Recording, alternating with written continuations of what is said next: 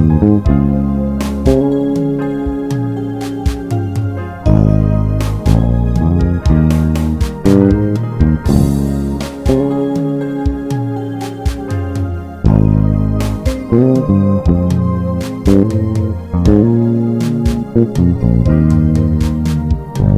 to Great Moses Music Academy.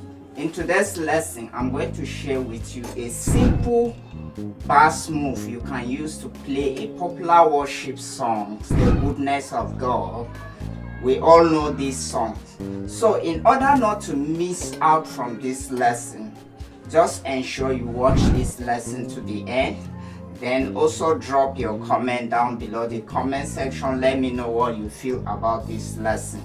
For the sake of beginners, I'm going to use 4-string bass, but make sure you use any type of bass that is suitable for you to play this worship.